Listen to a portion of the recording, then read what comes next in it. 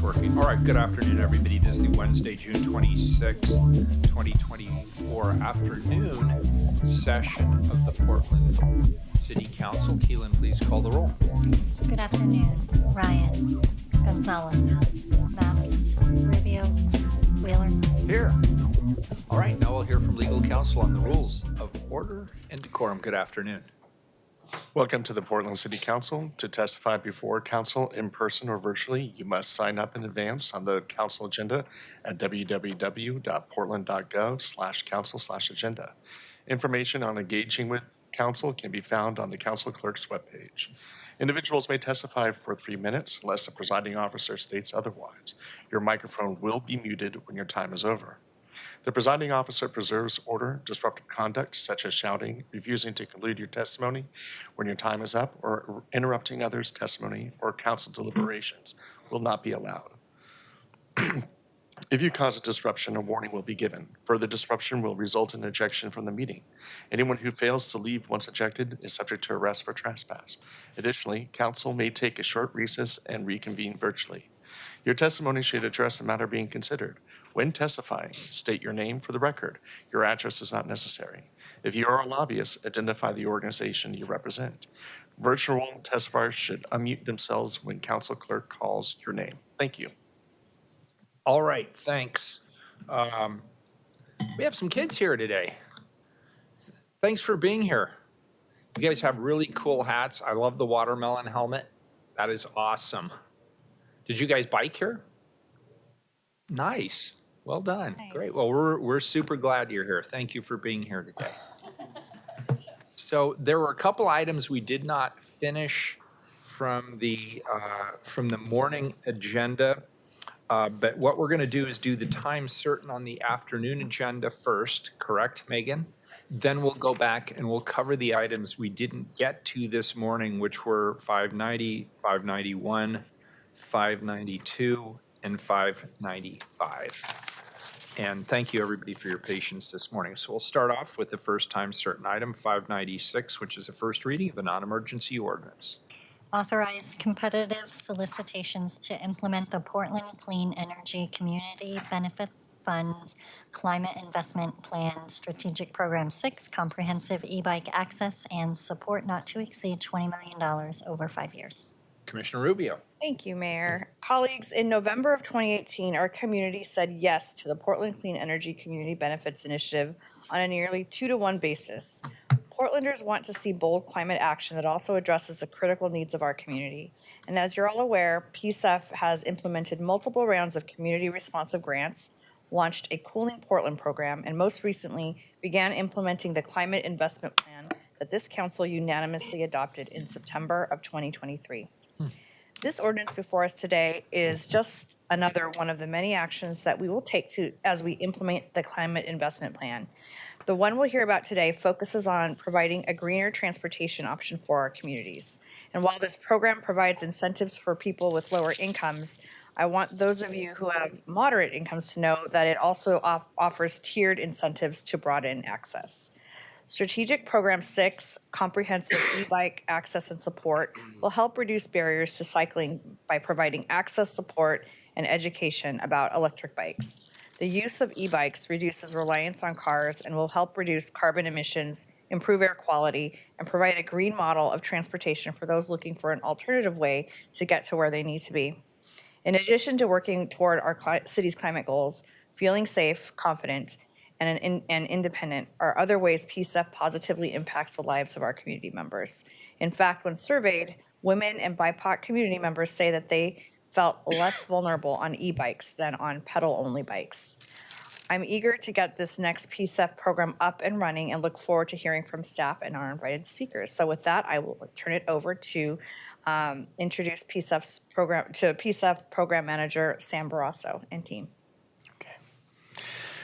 Good afternoon, Mayor Wheeler, Commissioners. It's good to be before you all here today, where we're asking you all to authorize PCEF to go forth and develop a bid, negotiate, and execute contracts to develop and implement Strategic Program 6, our comprehensive e-bike program. Now, this action will authorize staff to go out with RFPs to seek contracts that support the program and support delivering e-bikes across the community.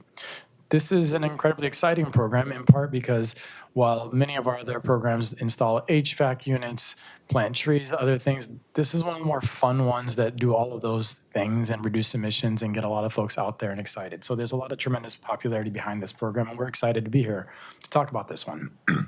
Now, this program, as the commissioner noted, will provide incentives to low and moderate income households, but it will do a whole host of other things that Sitha here will share about shortly. And again, as part of this, just to emphasize, we will be following standard processes and procedures and work collaboratively with procurement staff as part of this. Okay, next slide.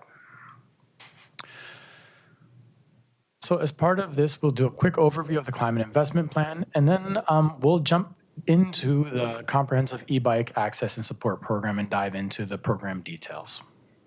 And then at the end, we will invite our invited testimony speakers, one of which is joining us remotely, a couple of them which are joining us remotely, and a couple of folks that are here with us in the room.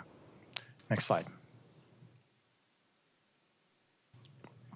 So as part of you all have seen us come before you all over the past month or so forth. And just to emphasize that we continue to diligently implement the climate investment plan. This is another program that has been iteratively adapted even since the adoption of the plan based on stakeholder feedback. The program is a trailblazer in innovation for climate justice, and there's a lot of interest in this program as well. We continue to measure and track the potential and outcomes of our investments, and we'll talk a little bit about that here today. And in this particular program, it is a core element of our alternative transportation options for our communities that get us around in ways that are healthier for ourselves and the environment too. Next slide. All right, next slide. So as part of developing the climate investment plan, we brought together stakeholders across many different avenues, including topic area roundtables, technical experts, including staff from the Bureau of Transportation. We brought together community input, both through virtual events, online surveys, and then we kept the members of the public as well as the PSEF committee in the loop throughout as part of public briefings that we held over the course of 9 months. Now, this program was the result of one of our topic area roundtables that was focused on transportation decarbonization. Next slide. Now, this, again, is part of the collective climate investments we need to make as a region, that some of the total need, and I'd say this is a smaller number because this is focused on PSEF-specific investment areas, not necessarily the grid and other things, but the total investment need where we focus is about $50 billion. And again, when we focus on our priority populations, it's $18 billion, and the specific climate investment plan, which we will update later on this summer, is $750 million. So it's just to state that we're still going to be chipping away at what is a substantive problem, but we're actively building up and scaling up to do that. Next slide.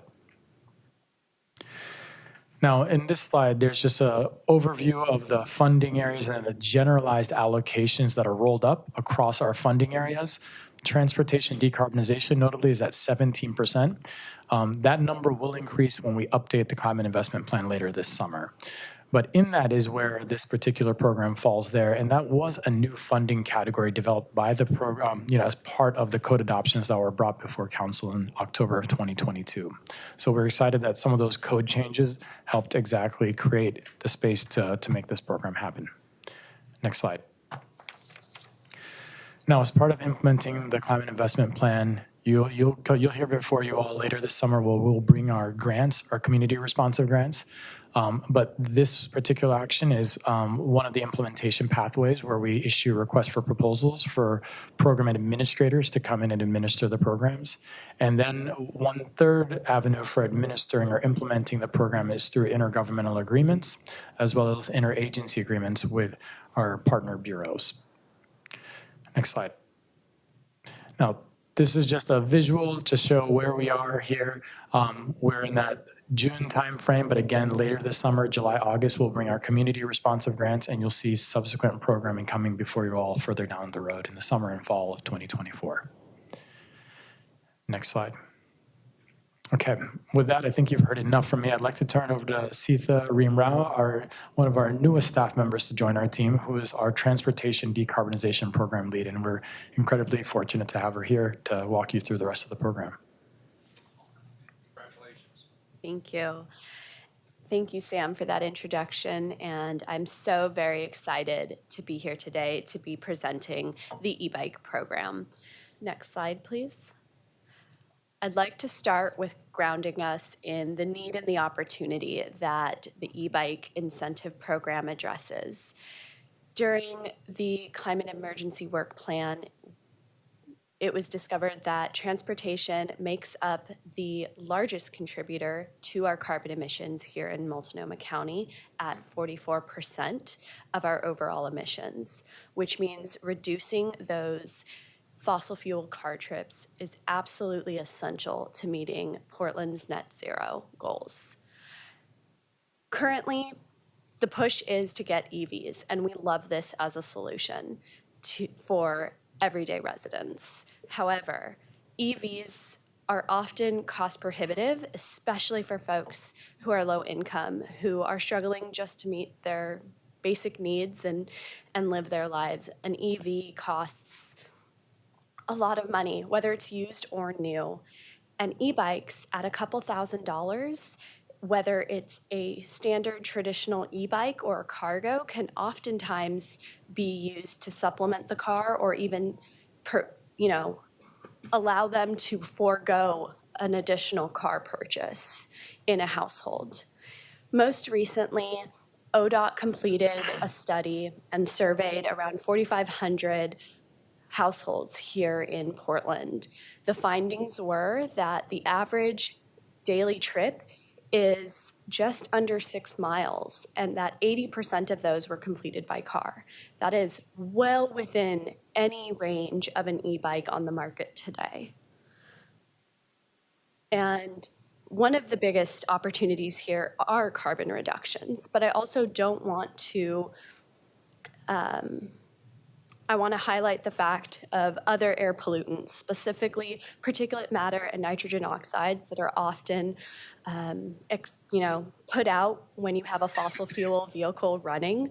Those harm our respiratory systems. They cause negative health incomes, specifically to the lungs and heart. And EVs and e-bikes don't put that out there. So it's not just about reducing our carbon emissions, but it's those particulate matters as well. We touched on how cost prohibitive EVs can be for the average low-income person. The financial benefit of buying an e-bike, this is a conservative estimate that was done by RMI. They estimate a $600 a year savings per person for an e-bike. Again, that's very conservative. It is dependent on usage, how the person's lifestyle incorporates using their e-bike, whether or not they have to pay for parking, which we know here a lot of our apartment complexes do charge for vehicle parking. If they're able to offset that and get an e-bike instead, that savings can drastically increase. Next slide. I want to bring us back to probably the most talked about benefit, which is carbon emissions. So in our emergency work plan, we committed to a 50% reduction of carbon emissions from our 1990 levels by 2030 and net zero by 2050. I want to talk about why EVs are an important tool to reaching that goal. What you see here is a study completed by the Rocky Mountain Institute. On the left, you see the reduction of fossil fuel vehicles without EVs on the left and with e-bikes, on the right. As you can see on the right, incentivizing e-bikes ensures that you have an increased adoption rate and reduction of those fossil fuel vehicles and an overall reduction by an additional 14% of those vehicles and miles driven. So it's an important tool that we can't deny, and the research tells the story. Next slide. I want to talk next, now that we've talked about the need, the opportunity, and the carbon benefits, how we intend to execute this program. This was detailed in 3 sections of the CIP. or three aspects. That is the direct incentives, which is 6,000 e-bikes. This would be a point of sale rebate that is done through the bike retailers. We have the job opportunities, so the training of 50 e-bike technicians. This would be an entire program. We did do a survey of local Portland retailers and found out that most of the training currently is being done by the manufacturers of these e-bikes. So the standardization of our training for these skilled mechanics will not only support the repair needs of these bikes that we're putting on the streets, but also our local economy and job market.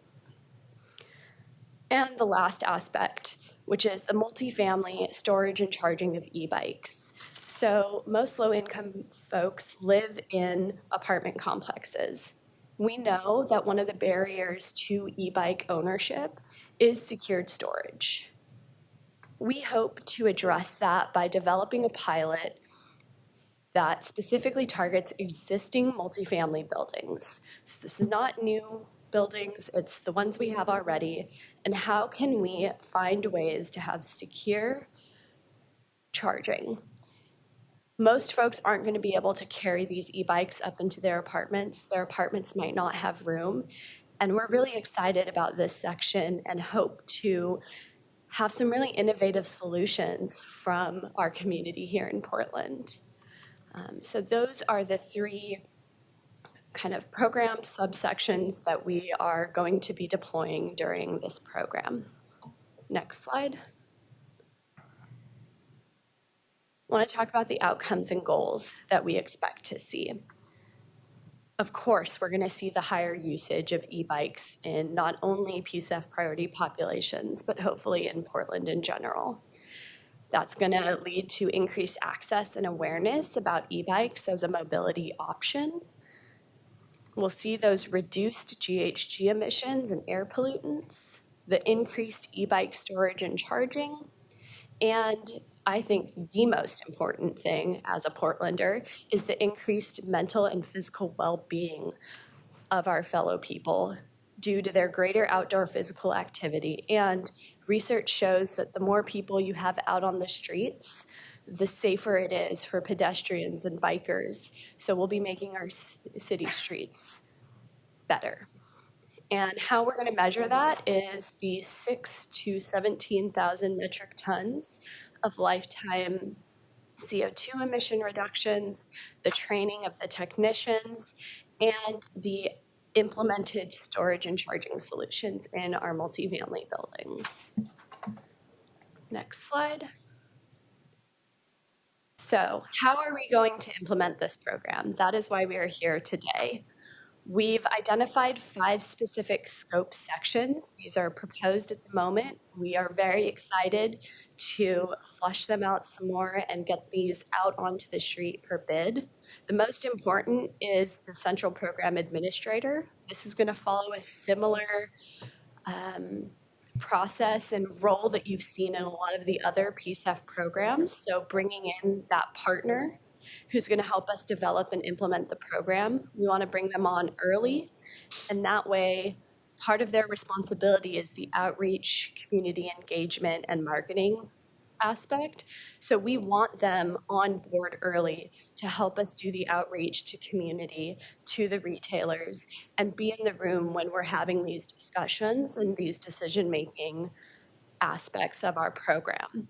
That will ensure that as they step into implementation and work to coordinate with our stakeholders and provide the safety and education program and these other pieces of this overall e-bike program, they're going to be fully embedded with us. Next is the payment processor scope. This you could think of also as kind of a rebate or voucher processor. They're going to be the technical folks that develop and manage the online portal. They'll handle the application process. This will be where Portlanders go to apply for the program. They will also, on the other side of that, be ensuring that they're working with retailers to get them their rebate voucher money in a timely manner. And this entity will be responsible for providing customer service and answering technical questions for both our applicants and the retailers themselves.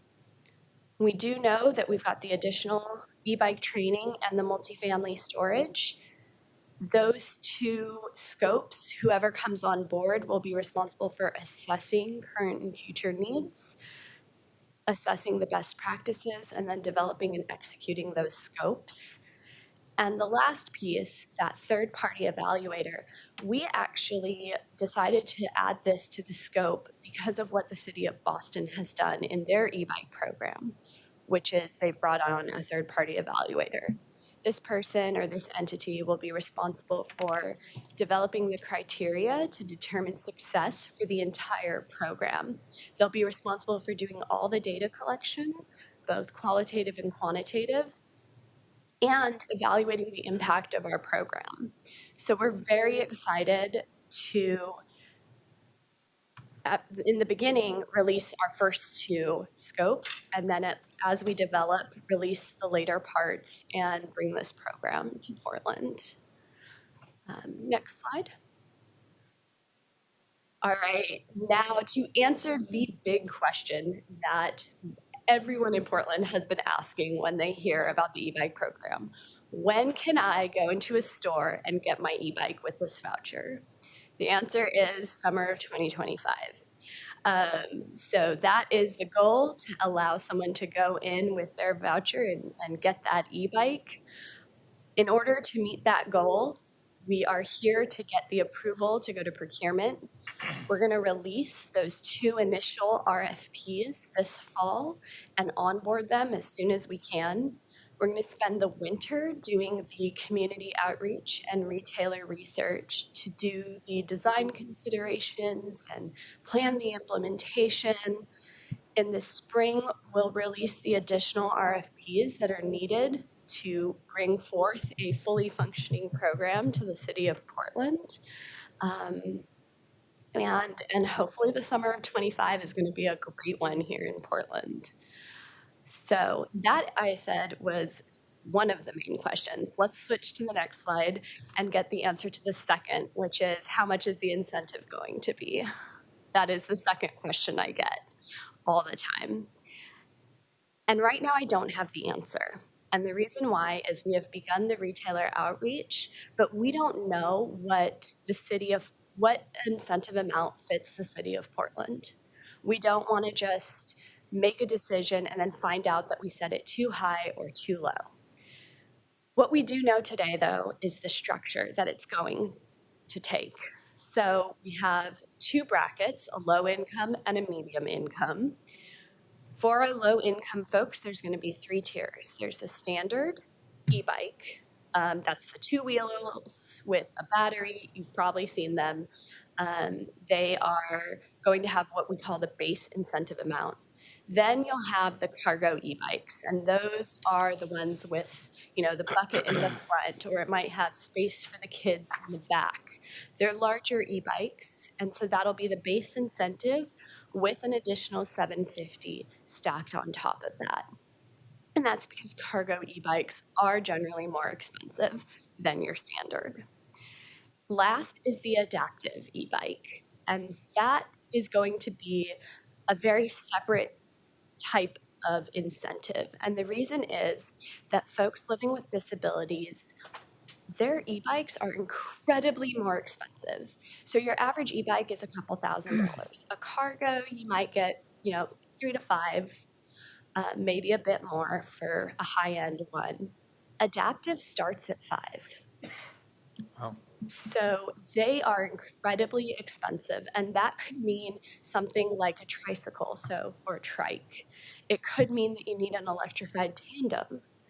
And it's not just getting a bike frame that might fit your body. If you have a disability, the customization of this e-bike to meet your needs is often resource intensive. You need an expert, and it takes expensive parts.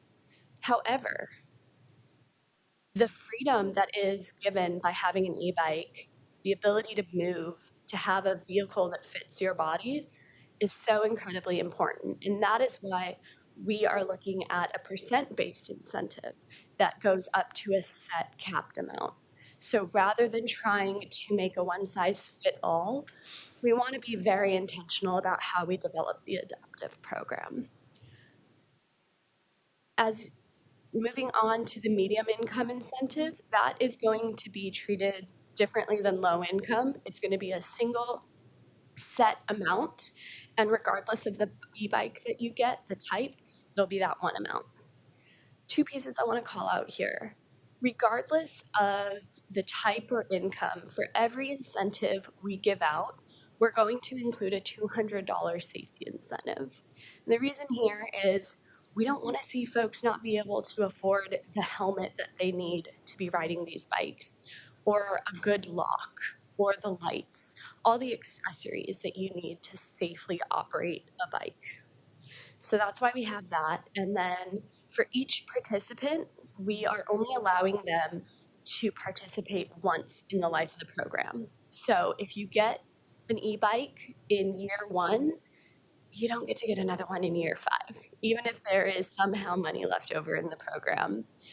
It's one person, one bike, and that is to ensure equal access to everyone, because we know that this program is going to be under high demand. Next slide. All right. Okay. I think that sums up our part of the testimony. I think with that, we'd like to turn it over to our invited testimony, starting with one of our remote colleagues that'll be joining us, Elizabeth Babcock, Executive Director of the City of Denver's Office of Climate Action, Sustainability, and Resiliency. And so let's kick it off to Elizabeth first, if it's okay.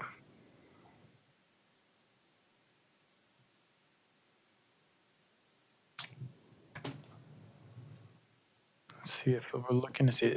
I know that I'm not online, but it may be that Elizabeth is not with us. I don't see her. Do you, Keelan? No. Okay. Can we move to our next speaker then? Let's go on to John MacArthur. And let me pull. There's John. I see John. Beautiful. And so John MacArthur is a Sustainable Transportation Program Manager at the Trek Center at the Portland State University and a professor there. So turn over to John. Hello, can you hear me? Loud and clear, and we can see you. Welcome. Great. I'm sorry I can't be here in person to present about e-bikes and the incentive programs. I'm presenting in California at the National Academies of Science on a project related to transit agencies' activities and homelessness. So,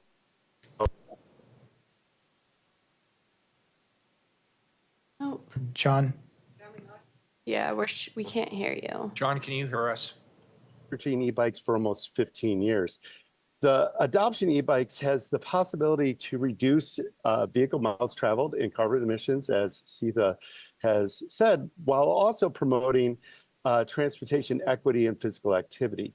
My research has shown that e-bikes get more people cycling and more people cycling more often. In addition, e-bikes break down traditional barriers to cycling and help overcome barriers to cycling, such as carrying heavier loads, kids, other things that one might need, going up hills and traveling longer distances. Through research that we have seen that people who purchase e-bikes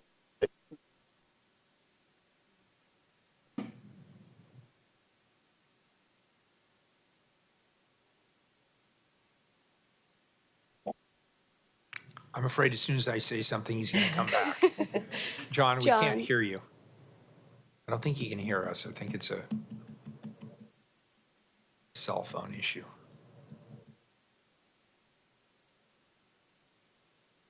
for people of all ages and abilities to participate in cycling.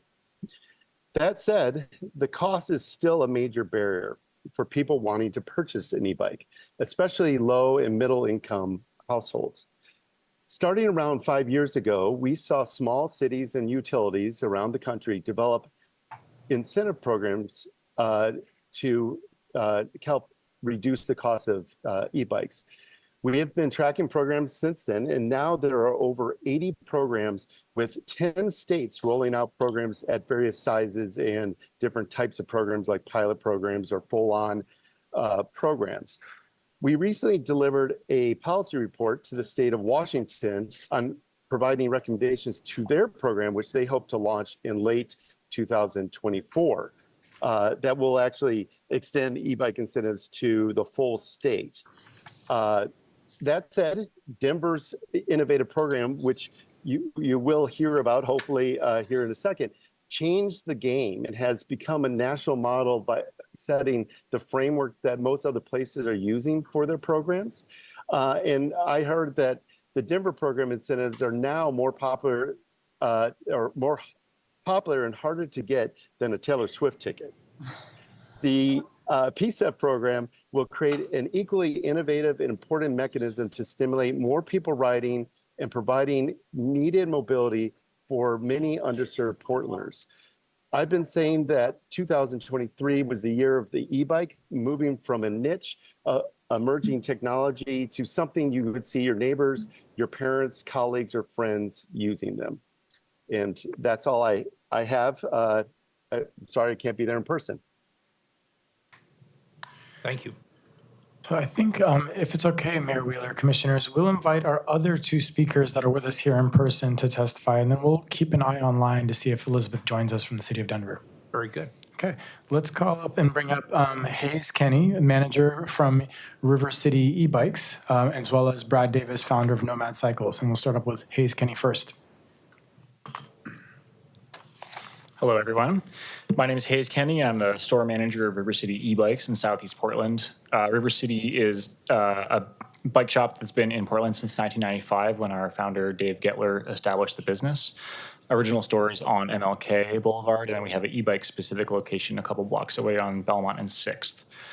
River City has always supported car-free transportation, and I'm happy to be here to provide some industry and retail perspective to the conversation around getting folks out of cars and onto e-bikes. River City's been selling e-bikes for about 10 years with a heavy increase in the volume of e-bike sales in the last 5 to 7 years as more brands have brought new models to market and our existing and new customer bases have had an increased demand for those bikes. The demand grew to such a degree that we have now that dedicated e-bike location, and we sell e-bikes in every category, including commuter bikes, cargo, utility bikes, road bikes, and mountain bikes. E-bikes have provided a gateway to cycling for a lot of people coming from a non-cycling background, and the bikes really open up possibilities for car-free transportation for many of our riders. Over the past 5 years, e-bikes have made up about 25% of River City's total bike sales by volume, or roughly 10% by units, so it's definitely becoming an important part of our business.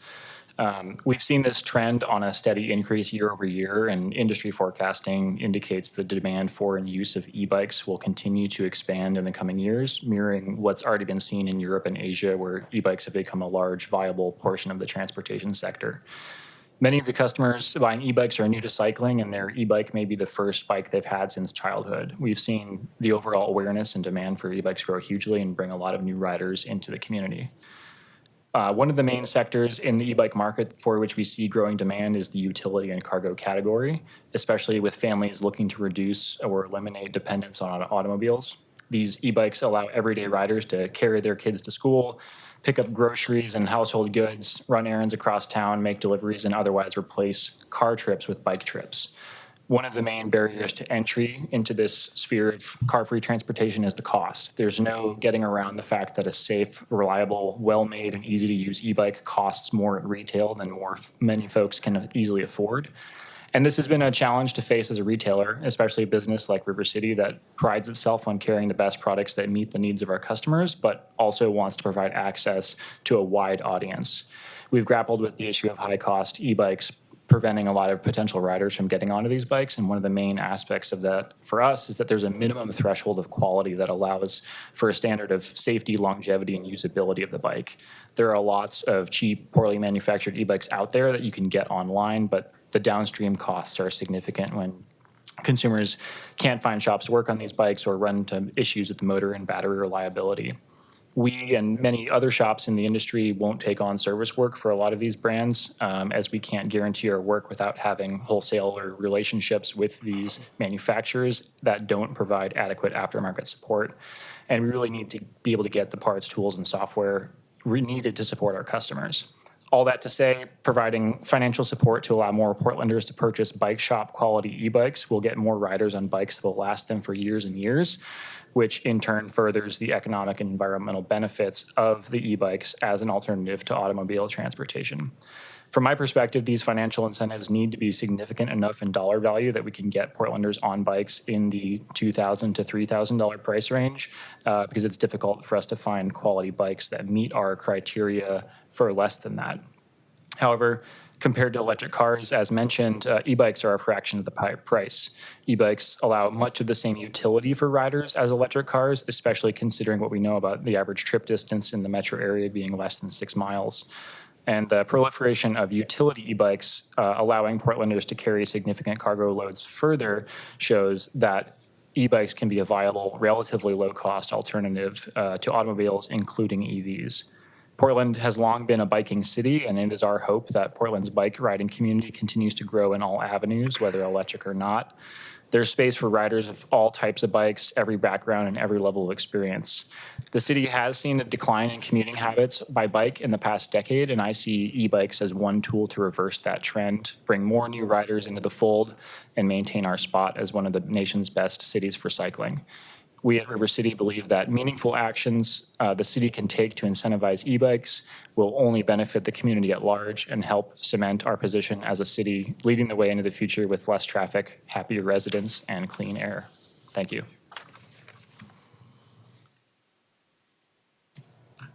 Mayor Wheeler, Commissioners, we actually have Elizabeth with us, so I think if it's okay, I think we would love to turn it over to Elizabeth Babcock, Executive Sure. Director of Denver's Climate Office. Good afternoon, esteemed members of City Council. I'm so excited to be here to talk to you about Denver's e-bike voucher program and the exciting work that the team in Portland is doing to try to launch a similar program. We have seen wild success with this program. Since we launched it over 2 years ago, we've had 8,644 Denverites redeem vouchers, and about half of those are for standard bikes and about half of those are for e-cargo bikes. We've spent about 60% of our budget towards income qualified vouchers, and we have made some really exciting improvements in recent years that have made the program even more accessible. So what we're seeing is just a very strong demand for the program in the community, a lot of excitement. It's helping us to build more support as well for mode shift and more bike lanes, getting people out of their cars. We have a lot of challenges in Denver with air pollution. And so addressing emissions from transportation is really critical. And it's been a really great program to engage our community, to give them something that is really valuable and really fun for them, and also a way to elevate the community-wide conversation about the importance of mode shift to achieving our climate goals. We conducted a survey in 2023 that shows that the average e-bike voucher redeemer replaced 3.45 car trips and an average of 23 vehicle miles traveled per week. So this is a really, really impressive statistic. It's a pretty cost-effective program as well. When we look at how much greenhouse gas we abate through this program with the cost of the program itself, compared to a lot of other interventions, it's pretty competitive. Obviously, the more you're subsidizing the cost of the bike for those equity outcomes, that does change the parameters around the cost effectiveness. But we've seen huge demand for both the income qualified vouchers and the standard vouchers as well. I'm really just so pleased to see that our community continues to embrace this program. We had some bumps early on in the process of releasing with having too many people wanting to get on the site, sign up, and we had some server crashes from our third party. We've smoothed out a lot of those initial early bumps, and we continue to see just very strong demand. It's also helped us communicate more with the community. We have something like 30 to 40,000 people signed up for the email list to get notifications about the e-bike vouchers.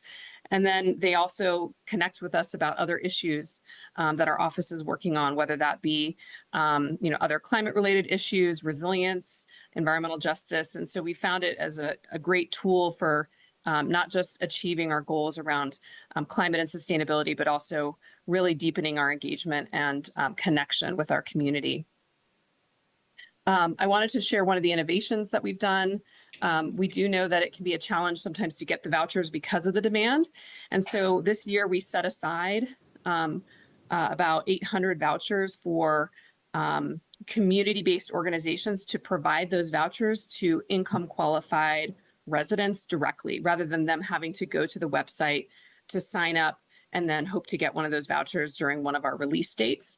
They're actually able to work directly in the community through their contacts and their networks as a community-based organization to provide those vouchers. So we've seen that be really effective as well.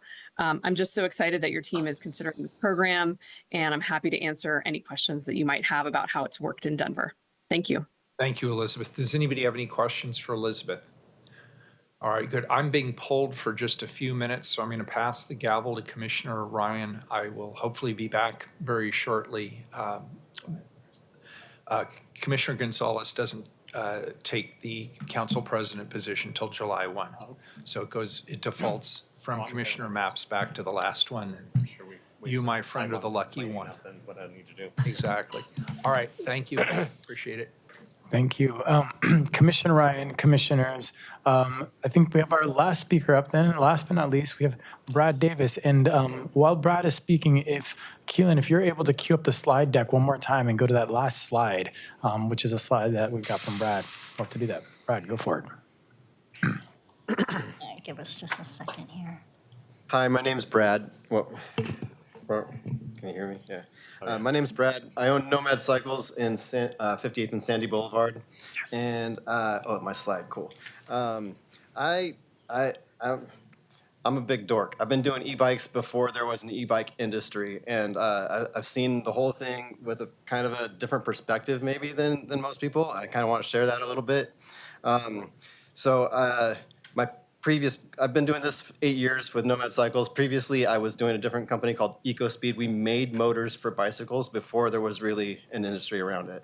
And so because I was making something, I would be meeting clients would find me because they needed that in their lives. And the people that found me were the kind of people that needed it the most and had the most benefit from it. So I got to work with all these differently abled situations and unique clients, which turned out to be like the reward from that was the passion that kept me going when there was no industry, when it was like a lot of uphill battle. We had to make our own circuit boards to drive the motor. We were making our own batteries. We did a whole bunch of stuff like inventing the wheel. I'm glad to not be doing that part anymore. That was a lot of work, but it was super cool to be part of creating something that didn't exist before. And we did that here in Portland. When I started doing that and I started riding, I was riding on the streets, and there were cyclists, it was interesting because I was catching flack from the motorists and the cyclists. Cyclists are like, "You're cheating." It's like a super need to tell me how bad I'm doing because I got a motor. And now, I could be at a restaurant watching the bikes go by, and 4 out of 10 riding an e-bike motor. What do they know? Also, motorists in Portland, this is Portland, same city. I got a handful of times, I got something thrown out of a car window at me because I should be on the sidewalk. People would yell. People were upset. It was definitely an interesting, different kind of thing that's changed and gotten so much better with all of the work of the infrastructure that you guys have, put in, the stripes and the bollards and all the things. And that's, so you guys can see my slide here. That's something that is made, not only is there all the infrastructure, but if I pull up to a street that doesn't have the infrastructure, motorists are looking me in the eye and slowing down and stopping to allow me to cross. And that was, that's just amazing. And that's a culture that's been built here that is building blocks of bones of something that can be huge. that, like implications forever. Sorry, I'm a little emotional about it. And also I'm emotional about these clients. This is something like to hear that the city, the program has like a whole separate section for people with differently abled situations and like adaptive needs is amazing. Like I'm guilty of like keeping my head down and doing one client at a time. I meet a person, I build a bike for them. I meet another person, I build a bike for them. I have like 6 people working for me. It's just all word of mouth. Most people don't know what could be done. It doesn't have to be the traditional buy a thing and there you go. Like we can outfit basically anybody. I've done probably like there's so many situations that can be helped with a bike. So like to have the program address that, I think is going to be really like getting the information out to a lot of people that didn't know that it's even a possibility. And I'm excited to like offer my shop's support and information and just be a resource as that develops. I got these pictures of just some of the people. The bottom left, she was my customer at the very beginning. I built her multiple trikes. She can barely walk, but she rides at least 10 miles a day. And if her bike is in for service and it takes a couple days too long, she is calling me up like, I'm getting stove up, I need my bike, where is it? She's grumpy.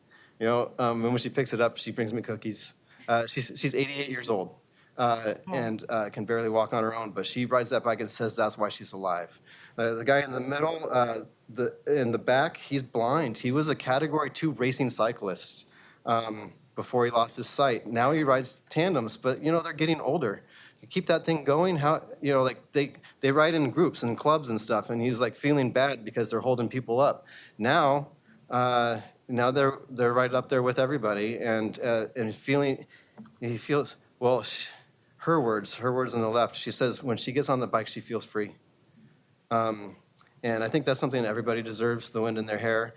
The e-bike, the motor onto a bike in general is huge. And it opens up so much more. Like when I first started riding that e-bike and people would yell at me for cheating, those were people that are like well-to-do, really healthy, riding a sport bike that they put on top of their car to go drive somewhere to go ride, and then they're telling me that I'm cheating because I'm riding past them on my way to work. This is like, that's not the case anymore. Now people are riding with their kids, they're getting groceries, they're using it to go to work as actual viable transportation. And that's like a mix between the machine, the electric motor, what it does for them, and the infrastructure that makes it safe to ride. Like back then, I mean, it wasn't just that you had to be an athlete to do it. It's like you had to be looking out for all these cars and all these potholes and all this stuff. It was dangerous, and the motorists would be angry. And now it's safe. I'd let my grandma ride on the road if I rode with her, but it's different, And I don't know. I'm just rambling. I'm sorry. Entertaining. Yeah. Oh, so I was invited to talk about like how I see it impacting some of our customers. This is people with barriers to cycling.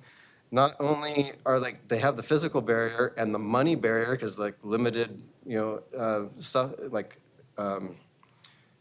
they're facing a lot of different barriers in their lives and get the most out of it. It's like also like they're underserved and overlooked all the time. Just like surprised that the program would call them out and say, hey, there's something I want to help.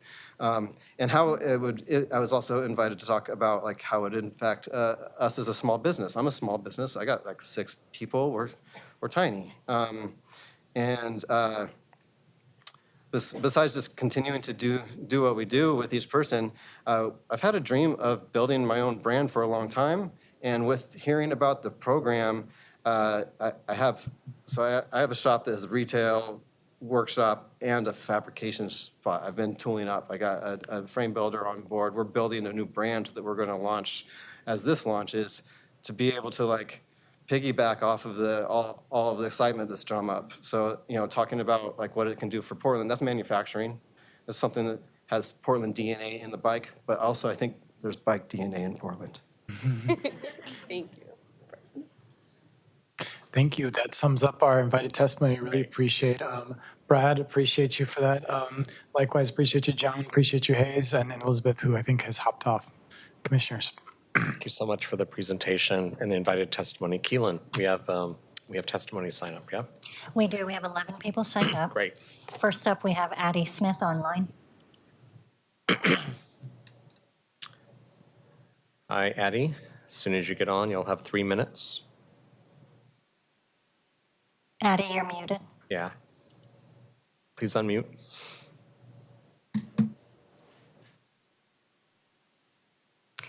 We can come back to Addie. Yeah. Next up, we have Chris Smith, also online. Hello, Chris. You know how to unmute. Right. I do, thank you. Welcome. Good afternoon, members of council. Chris Smith, and for purposes of this discussion, I'll identify myself as someone who served on the last Bicycle Master Plan Steering Committee back in 2010. We did have a glimmer then of some of the potential of e-bikes, and we included a little bit of policy and some routes that we might not otherwise have in the plan. I'm a little grumpy today because I'm without my e-bike. It's in the shop for its annual tune-up, and I dropped it off on Monday with 19,000 miles on it. I've had that bike since 2018. We've had the family car a year longer than that, and it has fewer miles on it. I'm an enthusiastic early adopter of e-bikes and am very much supportive of this program. But I'm also conscious that I'm not in the same position a lot of other people are. I was privileged to be able to afford the $4,000 out-of-pocket costs for my e-cargo bike. I know that's a barrier to a lot of people, even though having that bike saves me $10,000 to $12,000 in automobile maintenance costs every year for not having a second car in the family. Also aware that, and that's why I think the rebate program is such an excellent thing to be funded by PSEF. But a couple other considerations. I'm also aware that I'm not typical in that I adopted cycling as a mode of transportation back in the 90s before we had a lot of the infrastructure that we have today. You know, I'm somebody who's comfortable basically with a line of paint separating me from cars.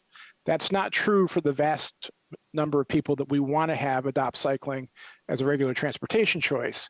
And it's going to be important if we have 6,000 new e-bike users out on the streets that we have safe infrastructure for them. So we need to continue and redouble our efforts to build out the kind of bicycle network that's envisioned in that 2010 master plan. That will be a necessary component to make this program successful, and I want to make sure we don't lose focus on that. The other topic is one that I've talked to you folks about before, which is bicycle parking. We did a lot of work on what happens for bicycle parking in new development. We've adjusted some of that to deal with the housing emergency, but it is critical for people to successfully use any kind of bicycle, but e-bikes in particular, since you need a charging port to charge them up, that we have that infrastructure. And I'm delighted to see that this program includes a component for e-bike storage and charging, because we're going to need to retrofit existing buildings that have been built prior to 2019 when we had the new code, to make sure we have capacity for folks to securely store these bikes and to charge them. So thank you very much, and I encourage you to adopt this program. Thanks, Chris. Let's try Addie Smith. Hi, everyone. It's me from earlier today. This is actually something I do want to speak about. I do have an e-bike, and I do use it to get around Portland. I sometimes use it when I walk both of my dogs. So I do think that this is a really good idea for the city. I think it would be a really good investment for the city to adopt. So I'm hoping that you guys will, in fact, go ahead and pass this. I don't know, whatever you want to call it. But I also wanted to say something that I didn't say earlier today, in addition to passing this, I don't know, is it some money, whatever it is that's needed to get more e-bikes out here to the public. Please go ahead and do that, because I think it's needed. I think it's necessary. but I also wanted to say something that I didn't get to say earlier today when I was actually before all of you. And looks like Mayor Wheeler and Commissioner Bapps are gone now or have excused themselves for a few minutes or whatever. I'm really concerned by the silence as a Democrat voter. I'm a Addie, we 35 have to year keep this Democrat focused voter. on item 596. Are my 3 minutes? Yeah, my 3 but minutes up yet? the other rule is that we stay focused on the topic. So you, So you didn't let's even go give ahead me and a move on chance to the next testimony, please. Next up, oh, sorry. I see Sarah. Sarah. Yeah, next up we have Sarah Anaro. Hey, Sarah, thank you for being here. Hi, thanks for having us. I'll try to get this timed right. I don't know. I haven't practiced. So for the record, my name is Sarah Iannarone. I'm the executive director of the Street Trust. I am a registered lobbyist with the city of Portland. I want to express deep gratitude and appreciation for the countless hours of dedication of you and your team. I know that we were engaged intensively to ensure this program prioritizes low-income Portlanders, offers inclusive opportunities for those living with disabilities, and diversifies and expands the local workforce through targeted training and support.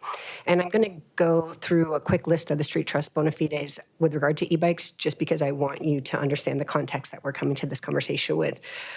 We run perhaps the broadest portfolio and widest range of practical experience administering equity-focused e-bike education and access programs in Oregon at the moment. So we established and ran the Bike Town for All Ambassador Program to help ensure low-income Portlanders access to safe use of the city's bike share. We facilitate the statewide e-Bikes for All working group, of which many people in this room are participants. We facilitate the adaptive bike ride annually. We facilitate the Oregon Friendly Driver Program for a region which teaches motorists how to coexist with people riding bicycles.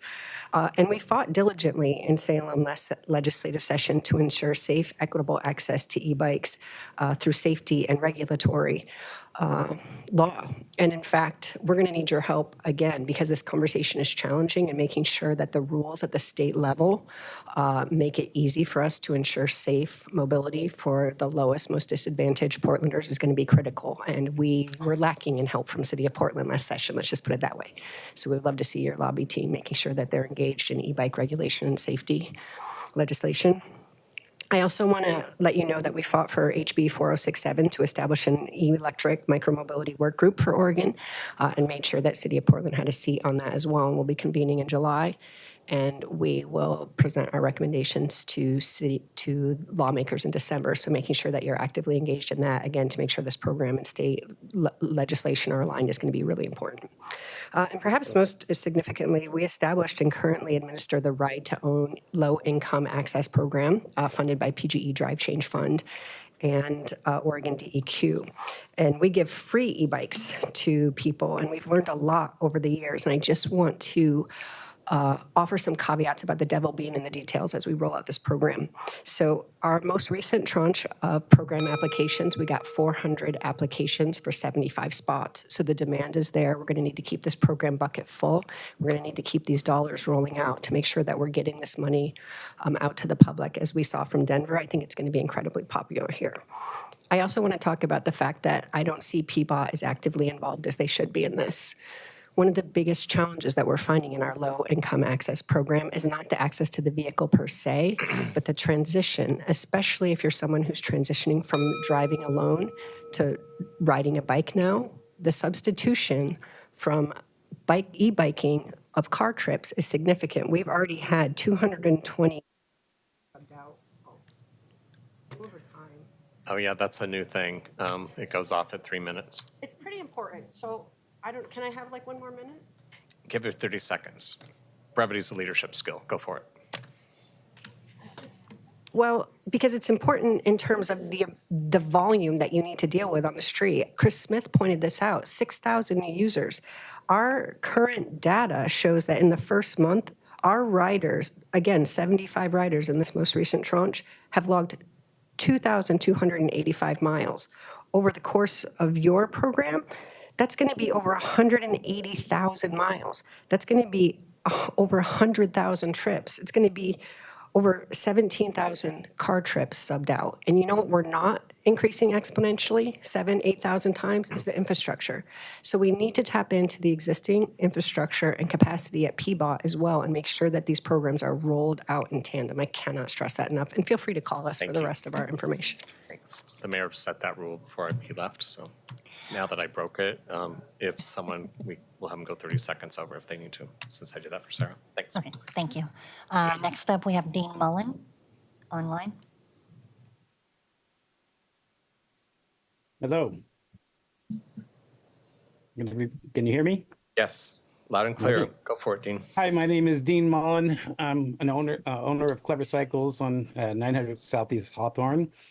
Clever Cycles has been selling bikes and e-bikes in Portland for 18 years. I've witnessed how e-bikes can make a difference in people's lives. I warn customers who come into the store not to take an e-bike for a ride if they don't plan on buying one. I've never seen someone come back from a test drive without a smile on their face. One of the issues that the e-bike industry faces is how to get quality e-bikes into the hands and feet of customers at a price that is acceptable. The cheap e-bikes that are available online often end with the customer being disappointed, or even worse, the bikes have safety issues. We see these bikes come in the door and have witnessed firsthand how an improperly assembled bike could turn a positive experience into a bad situation. I support the PSEF e-bike rebate, as I believe it is a well thought out program. This requires the bikes to be purchased at a local brick and mortar shop that will be able to support the bike and the customer down the road. This rebate will allow customers who may otherwise have been disappointed with a poor quality e-bike experience all the benefits that a quality e-bike can offer. We have talked with shops in other states that have instituted the e-bike rebate program, and we are excited to see the success of the program in Portland. That's all I've got. Next up, we have Alana Koskov.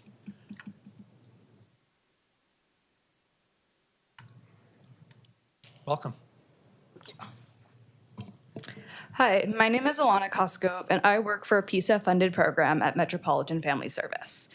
Our Portland Electric Ways to Work program helps low-income and BIPOC community members access electric transportation, including e-bikes, EVs, plug-in hybrids, and hybrids. We are grateful for the city's support as we aim to reduce the financial barriers to accessing low-carbon transportation options.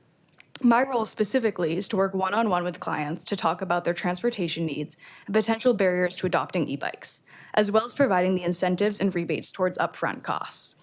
At MFS, we provide $3,000 to $5,000 towards the cost of a vehicle or $500 towards the cost of an e-bike, as well as $250 in e-bike safety gear. I wanted to share today what we have learned from our community outreach and engagement efforts in our program. We have frequently heard that the biggest barrier to getting an e-bike is the upfront cost. They are just too expensive. As has been said today by numerous people, reliable and good quality e-bikes start at around $1,500 and go upwards of $5,000. Lack of secure storage is also a barrier. Providing an incentive to low-income Portlanders for e-bikes has garnered tremendous excitement, and many of our clients are currently purchasing their bikes at local Portland bike shops this summer. Actually, one purchased one at River City last month. Metropolitan Family Service, however, is limited in our funding and our timeline. We currently can only provide $250 in safety gear to the first 20 participants in our program, and our milestone is 85 e-bikes purchased over 5 years, which is, of course, paling in comparison to the 6,000. At MFS, we want to continue to support e-bike adoption for priority populations, which this rebate model helps ensure. E-bikes are an exciting and accessible form of low-carbon transportation, and we need to ensure that no one is left behind from utilizing them. As cargo and adaptive bikes have a higher starting price point, we agree that the rebate amount should be higher for those types of bikes. While we currently don't have that in the scope of our program, we support the proposal's recommendation to have a higher incentive for more expensive bikes, especially ones that provide a different service. Adaptive bikes or cargo bikes that can fit multiple children on the back for a family. Thanks for your time and consideration. Thank you. Next up, we have Darlene Sherman. Welcome, Darlene. Thank you for being here. Hi, council members. I'm pleased to have an opportunity to speak today. I represent 350 PDX policy team, and we're really pleased to support this program. Within Multnomah County, I think the latest data is 44% of our carbon emissions are from transportation. And this is a really good way to address both the carbon emissions and support for our low-income community. I'm very pleased to hear that this is happening. And when you hear about what's going on in Denver, where they don't have enough money to meet the need, that when we get this program up and running, if we get into that position, I'm hoping that we will replenish the funds sooner than the 5 years, because it's such, as we've heard, it's such a effective way to both increase the mobility for our residents and to reduce carbon emissions. Thank you very much. Thank you. Next up, we have Nick Wood. Welcome, Nick. Hi, Nick Wood here with Vivolt E-Mobility. We are a micromobility and e-bike focused brand based in Southeast Portland. We are owned by the same folks who own Showers Pass Clothing, who has been located in the Portland area since about 2005. They are an outdoor and cycling clothing company focused on commuting, wet weather apparel. So there's some expertise and interest in bicycle commuting, which grew out into the e-bike brand that was launched in 2021. We've been selling across the country since then, and we've been participating in subsidy programs, including those in Colorado and Minnesota. We've heard directly from participants in these programs that the subsidy makes it possible for them to purchase an electric bike, and it makes it possible for them to change their transportation habits. It's been something that's really rewarding to see and hear from these folks to tell us that it is literally life-changing for the way that they get around, and allows them to have a lot more freedom of mobility and a lot more enjoyment of that freedom of mobility. So we are clearly in support of the PSEF e-bike incentive programs, and want to touch upon a few things. Number one, we believe that this is a historic opportunity to activate the similarly historic investment in bike infrastructure in this community over the past 40 years, really. Portland was a leader in that area, and we think that this is an opportunity for Portland to, again, gain some leadership within two-wheel transportation. Also, as a Portland cycling industry business, we fully support this as it continues to invest in the Portland cycling industry, both shops, retailers, and suppliers like us who are a designer and importer of bikes stand to be able to increase our levels of employment through the knock-on effects of these additional 6,000 riders in the community. We certainly expect to serve some of the recipients of the program, but beyond that, by diversifying the group of early adopters into including climate justice communities, we really see that there's a lot more potential to have effective mode shift and get back to our 2014, 2015 kind of levels of 7.2, 7.5% cycling mode, and hopefully grow well beyond that as people see this as a feasible, exciting, and attractive mode of transportation. I'll yield the rest of my time. Thank you. Next up, we have Michael Harrison.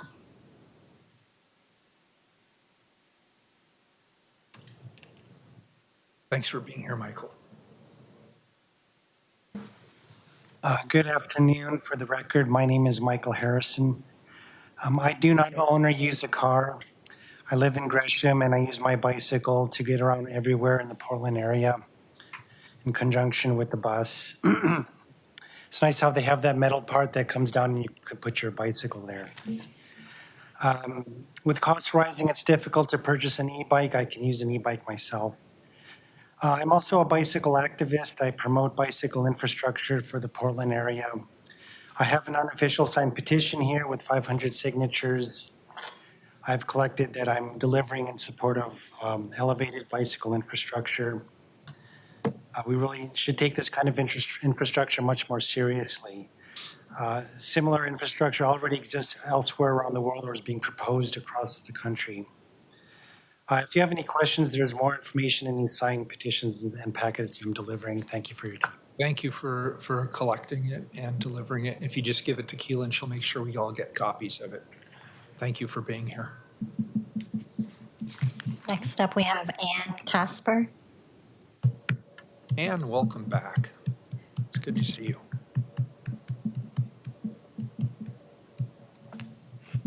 Mayor, Commissioners, thank you for having me here. My name is Ann Casper, and today I'm here saying I'm in support of this, and also because of a house fire. I live part-time in New York City, and on the news, we see a lot of fires happening because of the lithium batteries.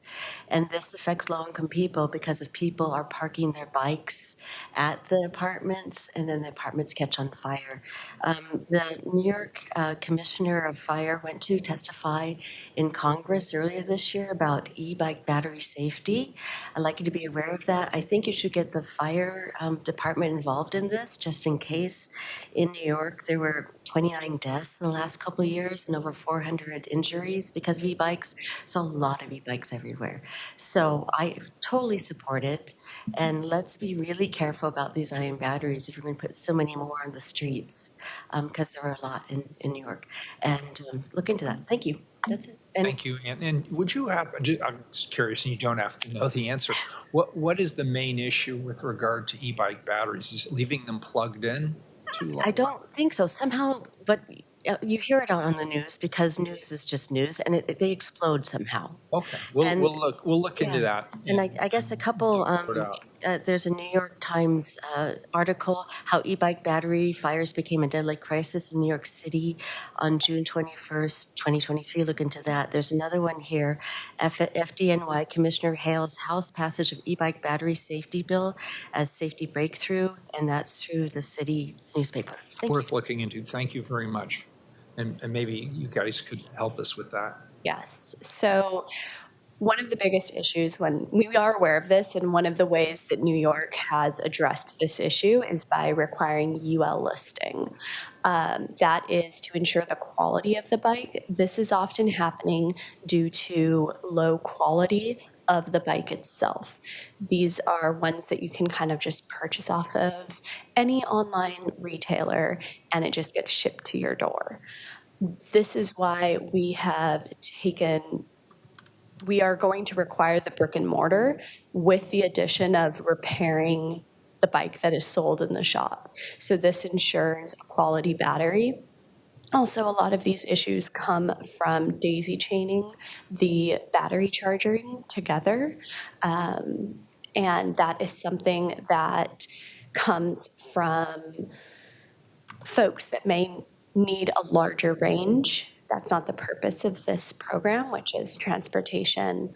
And we're addressing that in the requirements. We are seriously considering adding the UL listing requirement. The great thing is that most of the bikes that you find in store are of quality, and a lot of other jurisdictions are adopting a requirement of a UL listing. So the industry as a whole, we're starting to see it move towards that. And I'll just confess, this is an area I'm not familiar with, so I appreciate Ann highlighting it here, and I'm glad you're on this, and maybe there's more we need to do here. Absolutely. And I'll look to you. Thank you. Next up, we have Noel Studer-Spivak. Welcome, Noel.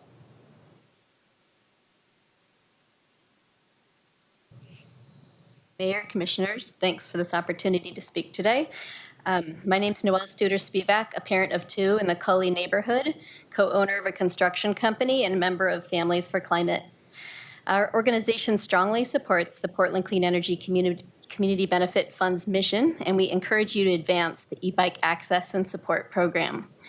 Many of our members transport kids with e-bikes on a daily basis and recognize that the upfront cost of this technology is a major barrier to most Portland families. The other barrier Chris Smith and Sarah Iannarone addressed is the need to fully build out protected bike lanes. Melissa and her children had a close call on their way here today.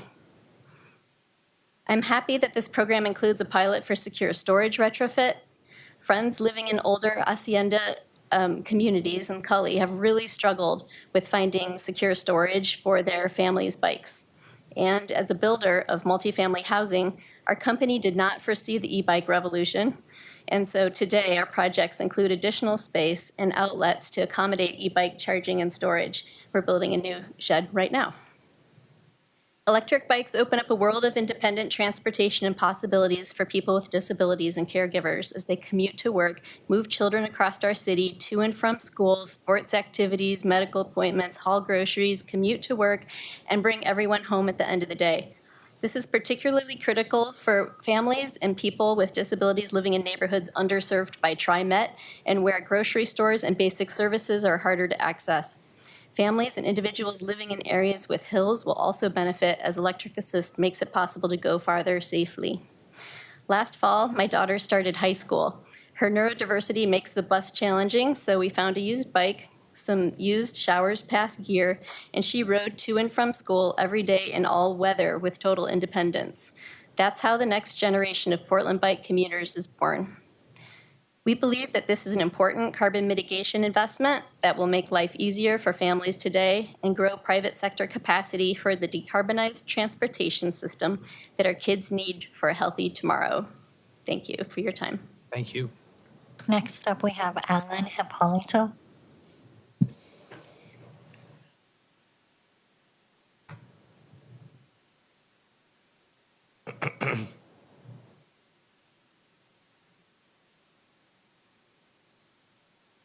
Hi, Alan.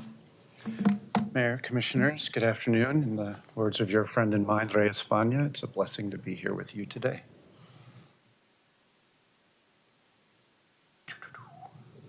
So my name is Alan Hippolito. I work for a Portland-based nonprofit named SUMA. I'd like to testify in strong support of today's ordinance. I specifically want to recognize the detailed presentation and focus on adaptive e-bikes. I'm excited about this program because it gives community a great opportunity to work together with the city.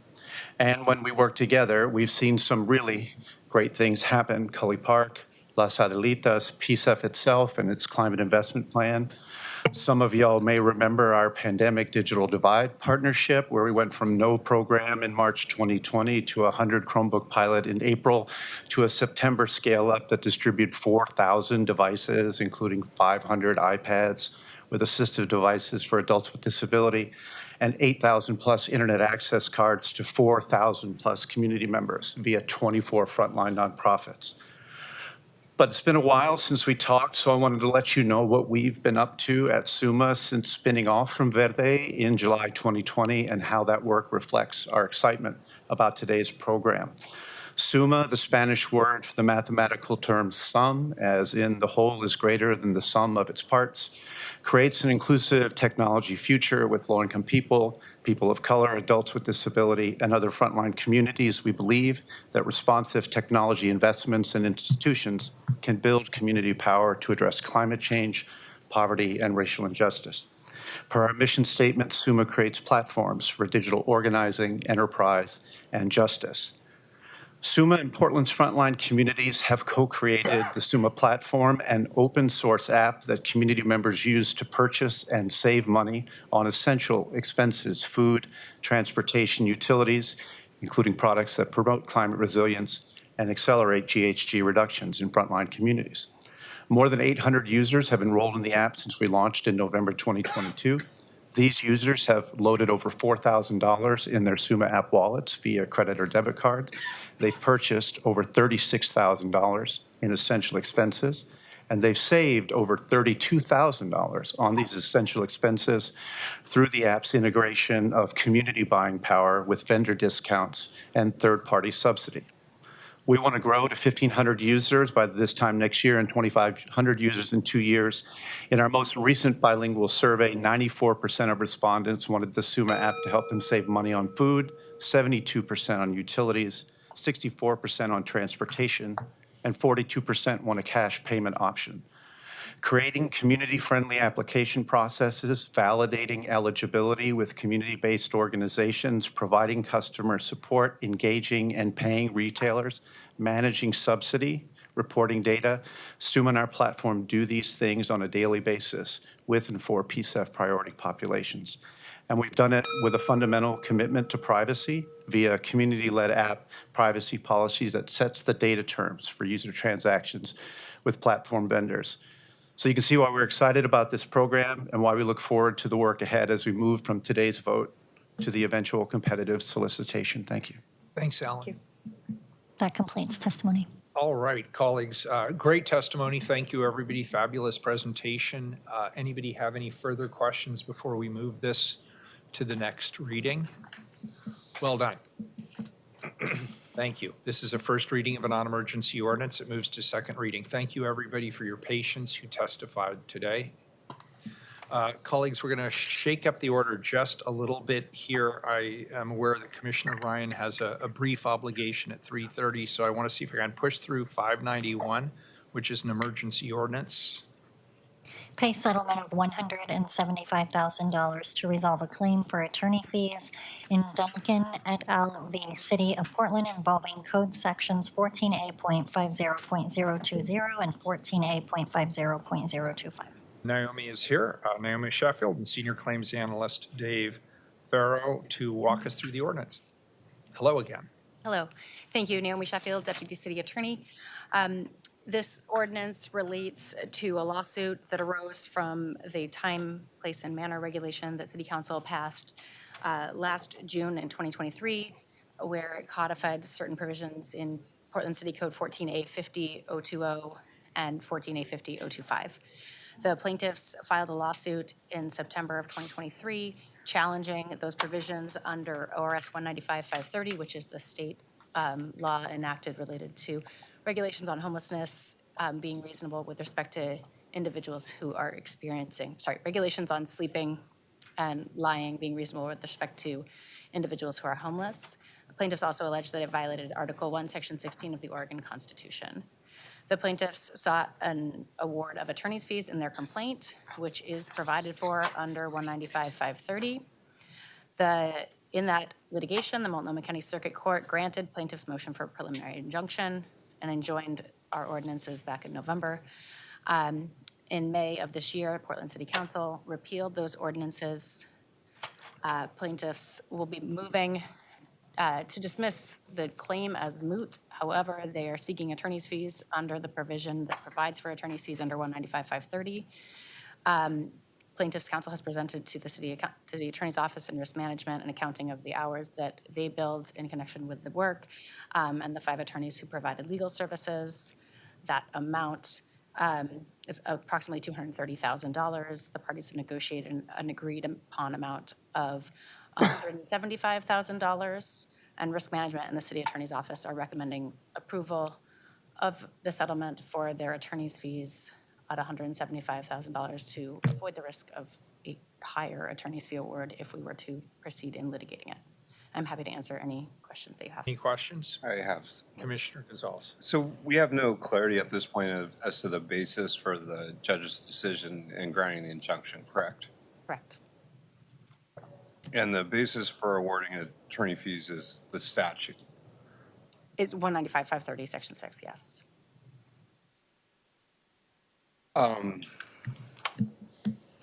Okay.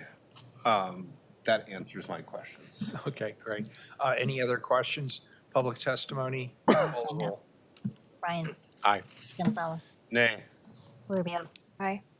Wheeler. No for the purposes of being able to do a reconsideration. So the ordinance fails. I'd like to make a motion for reconsideration. Can I get a second? Second. Commissioner Rubio seconds. Please call the roll on the reconsideration. Ryan. Sorry, are you asking for reconsideration to remove the emergency Yes, clause? of course. Okay. I don't have to say that right now, though, do I? On the motion for You're spoiling all the Sorry. fun. Ryan. Aye. Gonzalez. Nay. Rubio. Aye. Wheeler. Aye. Colleagues, thank you for the reconsideration. I would like to move that we remove the emergency clause from item 590. Can I get a second? Second. Yeah. It's on the table. Any further discussion? Call the roll. Ryan. Aye. Gonzalez. Aye. Rubio. Aye. Wheeler. Aye. So it is now a non-emergency ordinance. This is a first reading. It moves to second reading. Commissioner Ryan, do we have time to do the next settlement, or would you prefer we hold off till you get back? Can you do it in 1 minute? I think so. I think so. Okay. It's someone else's, so I'll read it quickly. Or we can table it if you have to get up and go and it's Is longer. it an emergency? Yeah, that's why I was looking at 591. as an All right. Go. We'll start at 591, read it. Let me text Thanks. this and see if I can. 592. I'm sorry, you're right, 592. Okay, thank you. Pay settlement of Ariel Hartwell bodily injury lawsuit for $100,000 resulting from a motor vehicle collision involving Portland Fire and Rescue. All right. And Naomi, are you taking this one as well? I believe so, yep. Great. This claim arises out of injuries to Ms. Hartwell sustained as a result of a collision with a city-owned vehicle at the intersection of Southwest Market Street and Southwest NATO Parkway on September 10th, 2020. In the collision, a Portland Fire and Rescue employee was operating a pickup truck that collided with the driver's side of Ms. Hartwell's rented vehicle. Risk management in the city attorney's office determined that the collision occurred and that Ms. Hartwell was injured because the PF&R vehicle was operated in a negligent manner by failing to stop at a red light. Ms. Hartwell presented evidence of extensive treatment to injuries to her left leg, knee, and ankle, and injuries related to a concussion, post-concussion syndrome, and other cognitive functions. The city obtained an independent medical review of her medical records to determine the extent to which her claimed injuries were caused by the collision. The parties attended a mediation with retired Judge Michael Sullivan and were able to reach an agreed-upon settlement of $100,000 to resolve this lawsuit. Great, thank you. Any questions? Any testimony? No. Call the roll. Ryan. Aye. Gonzalez. Aye. Rubio. Aye. Wheeler. Just want to say I hope there's a speedy recovery here. These are significant injuries. And I'm glad that both parties were able to reach an amicable solution. I vote aye. The ordinance is adopted. All right. Thank you, Commissioner Ryan, for that. We'll move back to 590, a report. Accept bid of $3,073,190 from Kodiak Pacific Construction Company for the Northeast 97th Avenue and Northeast Cooch Davis Area Improvements Phase 1 Local Improvement District Project. Colleagues, this item authorizes the Portland Bureau of Transportation to move forward with a construction contract for Phase 1 of the Northeast 97th Avenue and Northeast Cooch Davis Area Local Improvement District Project. Interim Chief Procurement Officer Kathleen Brenes-Marua is here to present the report, and I also see Andrew here. Welcome. Thank you.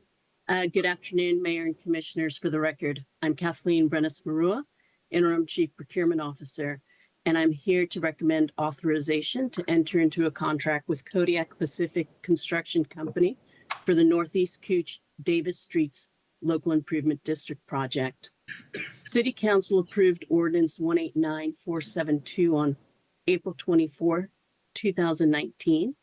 The engineer's estimate for this project was $4,454,059, and the confidence level was low at that time. Procurement Services issued the invitation to bid, and 3 bids were received on April 30th of this year. Kodiak Pacific Construction Company submitted the lowest responsive bid in the amount of $3,073,190, which is approximately 31% under the estimate. The city's aspirational 20% subcontractor and supplier utilization goal applied. Kodiak Pacific has committed to subcontract approximately 20% to contractors certified by the state's Certification Office for Business Inclusion and Diversity, as identified in the report before you.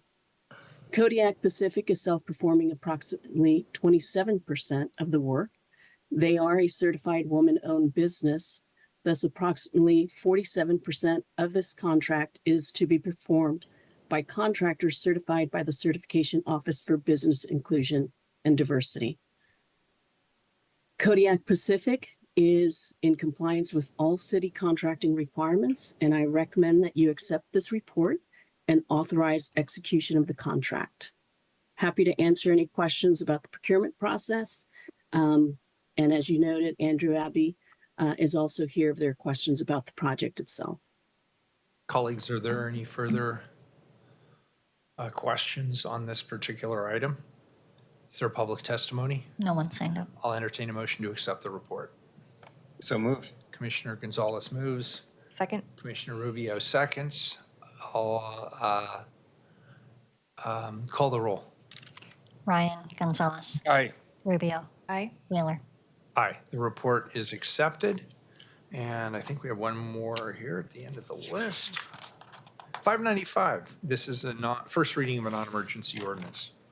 Amend liquor license recommendations code to rescind the requirement for mail notice of liquor license applications, align application procedure with current process, and rescind section requiring council notification of Oregon Liquor and Cannabis Commission proceedings. Commissioner Rubio. Thank you. The City of Portland regulates public order via City Code Title 14, Public Order and Police, to establish a fair process when making recommendations to the Oregon Liquor and Cannabis Commission regarding applications for liquor licenses within the city limits.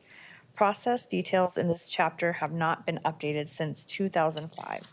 Therefore, this ordinance seeks to bring city code into line with current standard operating procedures. These changes were initiated and recommended by BDS Liquor Licensing Program staff. Additionally, I'm going to have to make a small amendment. I motion to amend finding number 6 of this ordinance to update the cost of required mailings to $59,424 as the original number of $15,821 did not reflect all the costs associated with printing and distribution. I'll second that. Any further discussion on the amendment? Any public testimony on the amendment? No. Call the roll. Gonzalez, Aye. Rubio, Aye. Wheeler. Aye, the amendment's on the table. Thank you. So here to briefly explain the changes in more detail are Carrie and Christina from BDS. Good afternoon, Mayor Wheeler and Commissioners. For the record, my name is Christina Corsi, and I am the Cannabis and Liquor Program Manager with Development Services. I am here today with my colleague, Carrie Coe, Liquor Policy Coordinator, to request amendments to Chapter 14B.100, the Liquor Licensing Recommendations Code. Next slide, please. In today's presentation, we will go over the background of the liquor program processes and role in licensing liquor establishments within City of Portland in coordination with the Oregon and Liquor Cannabis Commission and Portland Police Bureau. Processes and administrative details within Chapter 14B.100 have not been updated for nearly 2 decades. These amendments are long overdue and are intended to codify current processes into city code, rescind inaccurate details, update the chapter to reflect the current state of best practices at the City of Portland, and to reduce Bureau expenditures by rescinding the requirement of mailing notifications to residents and property owners within 300 feet of locations where applications have been submitted for proposed liquor licenses. I would like to preface this request for amendments by saying the cannabis program also used to send out mailed notifications of proposed cannabis locations to residents and property owners within 300 feet of proposed locations. In 2021, the cannabis program went before City Council with amendments to Chapter 14B.130 to rescind the requirement, which was accepted by Council. The cannabis program has not experienced any repercussions since removing this requirement from code, and I fully anticipate the same outcome should this requirement be rescinded from the liquor code. Next slide, please. The role of the City of Portland Liquor Program is to provide administration and processing of all liquor license applications within Portland city limits. In coordination with Portland Police Bureau, we also facilitate the city's recommendations to OLCC for proposed locations. These recommendations consist of favorable, not favorable, favorable with restrictions, or no endorsement. In fiscal year 23-24, 4,459 license applications were processed in Portland. Oregon Revised Statutes, Chapter 471, directs all local jurisdictions in Oregon to facilitate recommendations to OLCC. However, OLCC does not dictate how this is done.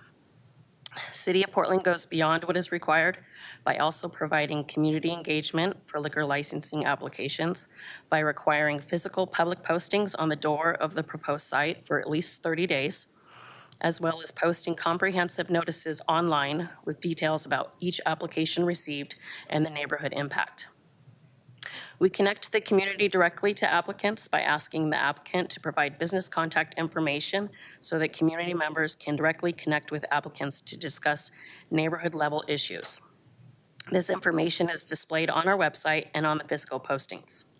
We collect and compile data, community input for our partnering agencies, and we engage in interagency coordination by collaborating with agency partners to solve problems, address liquor-related issues, and to provide the best possible licensing application process that spans multiple agencies. While conducting research of neighborhood jurisdictions on their processes of notifying community of proposed establishments, I found that City of Beaverton puts an ad in the newspaper. City of Hillsborough provides online notifications, while cities of Tigard, Gresham, and Salem provide no notice. I am unaware of another jurisdiction, especially the size of Portland, sending out postcard notifications to residents. Next slide, please. The purpose of Chapter 14B.100 exists to establish a fair, effective, and efficient process when making recommendations to OLCC for liquor licenses within the city limits. This chapter establishes application, community engagement, and appeal processes. It sets limits on recommendations within certain physical city locations, all while ensuring that all premise license to sell or dispense liquor in any form meets the high expectations on this community, and that all licensed premise are conducted in a lawful manner that does not unreasonably disturb the peace and tranquility of the city and its neighborhoods. And with that, I will now turn it over to my colleague, Carrie Coe, to discuss the ordinance in detail. Thanks, Christina. Thank you, Mayor and Commissioners. My name is Carrie Coe. I work as a coordinator at the Liquor Licensing Program. Next slide, please. I'm going to walk through a few details of the ordinance itself. So the changes we're presenting are relatively small in aligning the code language with what we believe is best practices and processes that we've already put into practice in some cases. So we have three categories of changes. The first one is to rescind the requirement for mailed postcard notices.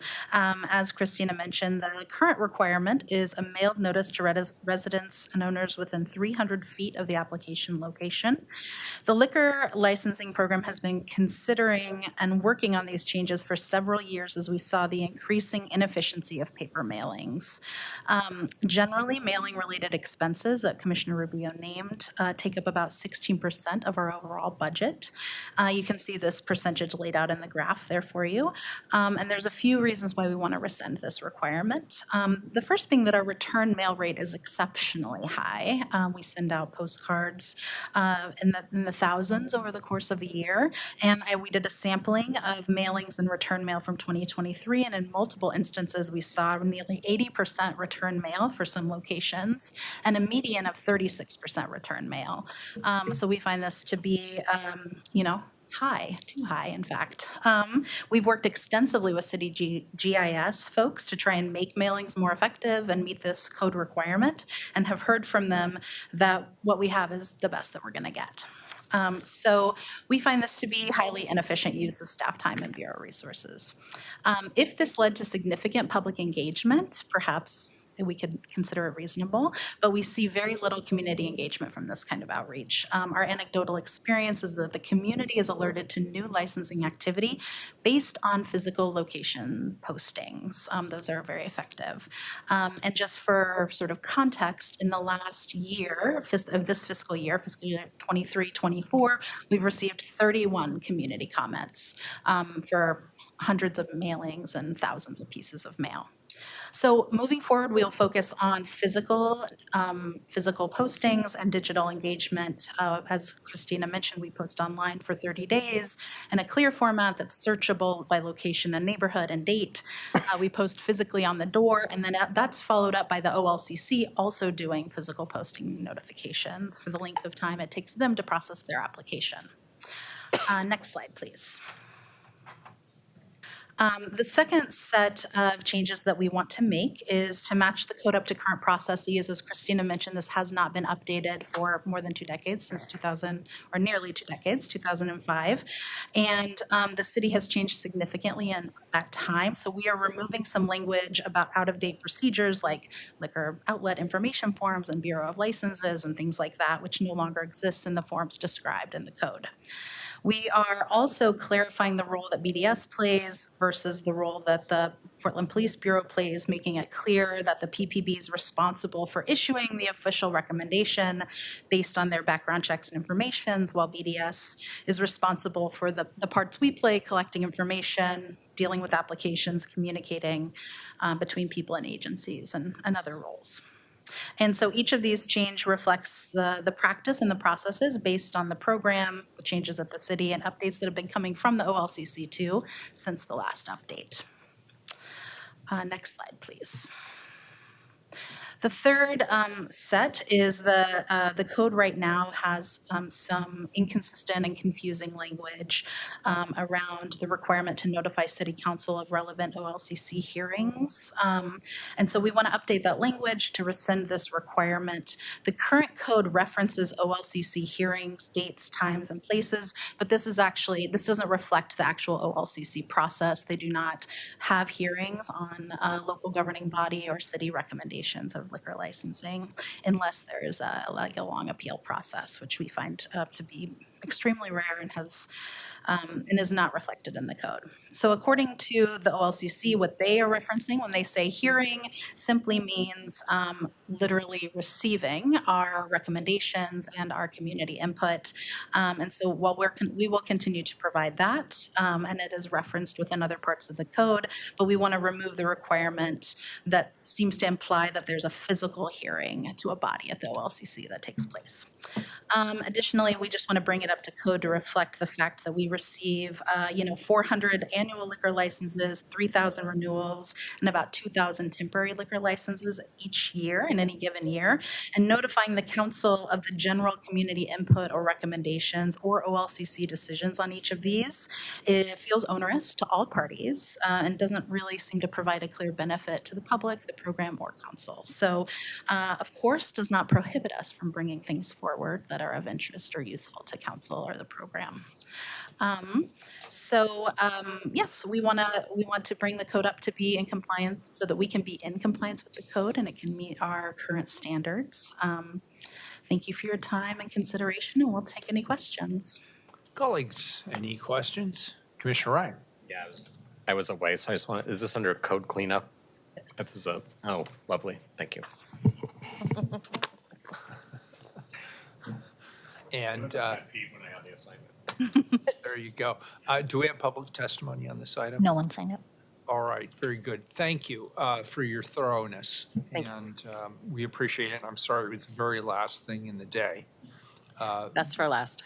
It is. So thank you. I know you worked hard on it. This is a first reading of a non-emergency ordinance. It moves to second reading, and we are adjourned. Thank you. Thank you.